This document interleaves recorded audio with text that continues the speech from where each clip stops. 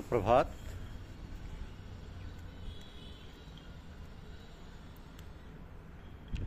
सप्तदर्शन सप्तदर्शन ये हमारी आज की आध्यात्मिक चर्चा का विषय है।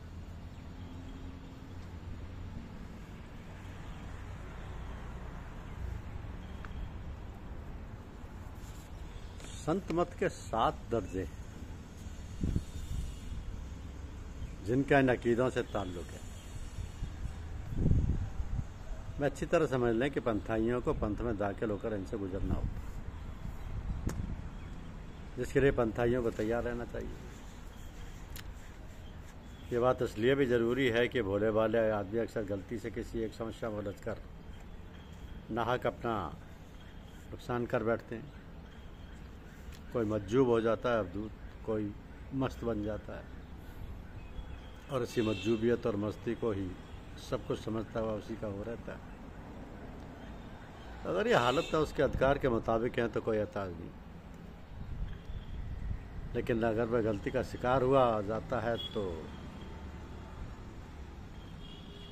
कहा है कि अगर बीनम की नबीना व चाह हस्त, अगर खामोश बेनशीनम गुनाह हस्त। अगर देखने में आए कि आदमी अंधा है और सामने कुआं है तो ऐसी हालत में चुप होकर बैठना गुनाह है। मज्जूबियत और मस्ती साधकों के लिए अच्छी हालत नहीं समझी जाती। मज्जूब के मानी है खिंचा हुआ। उसने किसी जगह की रोशनी को देखा और हैरत में आकर बेखुद हो गया और उसी में ठहर गया। उस गरीब को आगे का पता है नहीं, तरक्की रुक गई। ये हालतें बेसुधी समझी जाती हैं। दुनिया अगर इनकी इज्जत करती है तो करने दो, उनको अपना मुख्य तमन्ना या ख्याल ना बनाओ, बल्कि समझ बूझ कर किसी आंतरिक अभ्यासी की मदद से जानकारी प्राप्त करके पहले से ही हर बात को समझ रखो, ताकि अगर ये हालतें पैदा हो जाए तो उनके ऊपर नियंत्रण कर सको और इसी जिंदगी में पूरा काम बना सको। वक्त मिला है, ये आदत होना चाहिए। क्या खबर दूसरे जन्म में क्या हो।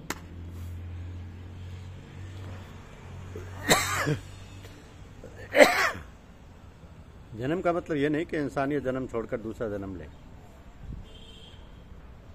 हमारा शरीर छोटे छोटे परमाणु यानी सेल्स का बना होता है। शरीर के परमाणु हर 24 घंटे बाद बदलते रहते हैं। पुराने परमाणु नष्ट हो जाते हैं, नए बन जाते हैं। जिस्म की तब्दीली इसी जन्म में भी मुमकिन है। हर तीसरे, 7वें, 14वें वर्ष इंसानी जिस्म के सारे जर्रात पर गोश्त वगैरह बदल जाते हैं। आज के लड़के कल को जवान, परसों भेड़ और तरसों बूढ़े हो गए। तो क्या ये नए नए जन्म हुए या नहीं? जन्म नाम है तब्दीली का। एक हालत जाती है, दूसरी आती है। जब तक मुसाफिर मंजिल मकसूद तक नहीं पहुंचता तब तक रात के नज़ारे, बियाबान, जंगल और पहाड़ों के तमाशे आंखों के सामने आते जाते रहते हैं। मगर आखिरी मंजिल पर पहुंचकर इच्छित लक्ष्य से मिल गया, फिर ये सारे झगड़े नज़र से ओझल हो ही जाते हैं। इससे कहा गया है कि मज्जूबियत व मस्ती को हाथ न लगाओ। ये बीच की हालतें हैं, इनमें जो फंसा वो मारा गया। अब आगे क्या होगा ना हम जानते हैं ना हमारे फरिश्ते। सत्य पुरुष की वाणी है, एक जन्म गुरु भक्ति कर, दूसरे जन्म नाम, तीसरे जन्म मुक्ति पर, चौथे में निज धाम। तो इन मंजिलों के हासिल करने पर पंथाइयों को 7 अवस्थाओं से गुजरना पड़ता है, जिसको संत मत का हफ्त ख्वान या सप्तदर्शन कहा गया। अब हफ्त ख्वान के मानिए 7 दस्तर ख्वान, जिनसे पंथाइयों को अक्सर गुजरना पड़ता है। ये कड़े भी हैं और सरल भी। तो सारी बात इंसान के हौसले और शौक पर निर्भर है। खुशमिजाज अपने काम को तफरीह और मन बहलाव का सबब बना लेते हैं, और चिड़चिड़ा आदमी उसी को जान की भला बना लेता है। किसी ने सीधे और सरल जबान में बयान किया है, किसी ने इशारे से काम किया, और किसी ने और किसी तरह पर जाहिर किया। हम सरल आदमी पसंद हैं। सख्त और मुश्किल शब्दों का हमारा उसूल नहीं रहा। और इसी सबब से जो हमारी सुनते हैं, हमारे साथ हमदर्दी रखते हैं, उनको मामूली ज़बान में बता देते हैं। हम हमेशा यही सलाह देंगे कि सरल और आसान बातों को अपना मार्गदर्शक बनाया जाए, क्योंकि सख्त बातों से दिल उलझन में फंस जाता है। अब ये 7 मंजिलें हैं। तलब यानी जिज्ञासा, इसके यानी उपासना, मार्फत यानी ज्ञान, तौहीद यानी अनेक से एक पर आना, इस्तिगाना यानी उपराम, और फना लय, बका पुनर्जीवन। तो तलब कहते हैं इच्छा, जिज्ञासा, आरज़ू और ख्वाहिश को। इश्क कहते हैं ख्वाहिश के घनेपन की हालत को, जिसको कि आम लोग भक्ति, प्रेम, मोहब्बत, उपासना वगैरह कहते हैं। इन दोनों की शुरुआत ख्याल से, ख्याल ही ख्वाहिश का दूसरा नाम है। जब ख्याल पैदा हुआ और घना होने लगा तो उसकी सूरत हालत अपने आप समझ में आने लगती है, और आदमी उसको जानने, पहचानने और उसकी व्याख्या करने के काबिल हो जाता है। इसी का नाम ज्ञान और मार्फत है। मार्फत यानी ज्ञान और पहचान। पहली हालत ध्यान की थी, वही ध्यान घना होने पर इसके लाया, और इसके के होने पर चीज़ की पहचान होने लगी। इसी को ज्ञान कहते हैं। 3 हालतें खत्म हो गई।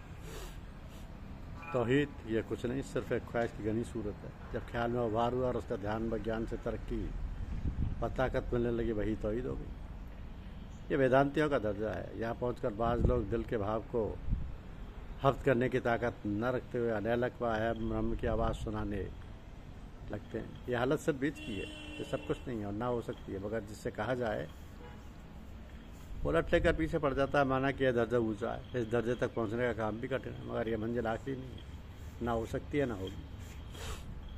वेदांती कहते हैं कि एको ब्रह्म द्वितीय नास्ति। ब्रह्म एक ही है, दो नहीं। और वह बड़े गरूर और घमंड के साथ दलील देता है कि अब इसके आगे क्या रहा। दूसरा कहता है ला इलाहा इल्लल्लाह, कुछ नहीं है सिवाय परमात्मा के। इनका भी यही हाल है, दोनों अधर में लटके हुए और ख्याली झूले में पैंग मार रहे हैं। 5वां इस्तिगना यानी एक पना का भाव, एको भाव से जी भर गया और उससे तबीयत उब गई।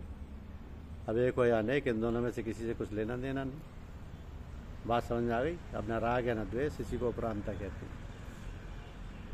फना यानी उपरांता की हालत जब पुख्ता हो गई, उसी को फना कहते हैं।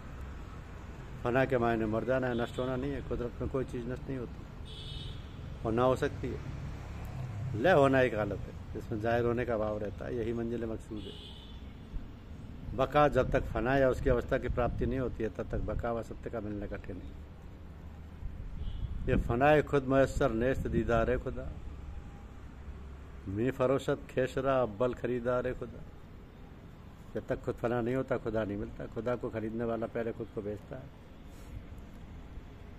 तो मजहब मुरादी करने वालों से अगर कोई बात पूछी जाए तो ऐसी भाषा में बोलेगी जिससे सुनने वालों की अकल बिगड़ जाए और सुनकर घबरा जाए और कुछ न कर सके। तो ये 7 मंजिल की सैर भी अपने आप होती है। असल में कुछ करना धरना नहीं है, जो है यो यही है। मगर ये बात आम आदमी या मामूली आदमियों के लिए नहीं है। उनको तो कुछ न कुछ करना ही है और कुछ करना ही चाहिए। मगर जिनको भेद समझने की ताकत है, वे जानते हैं कि सब कुछ आपसे आप हो रहा है। हाँ, शुरू दर्जे वालों को तो काम करना ही, वो भी उसूल असूल के मुवाफिक होगा और हो रहा, जिसके इशारों से कुछ बयान किया जाता है कि नहीं जहाँ से सब हुआ फिर ना ही हो जाए। दादू ऐसा सोच कर तू मत धोखा खाए। ना ही ता से सब हुआ फिर ना ही हो जाए। दादू ना ही हो रहो सांप से लौ जाए। तो जीवन भारी हो रहा साईं सम्मुख होए। दादू पहले मर रहो पीछे मरे सबको। धन्यवाद।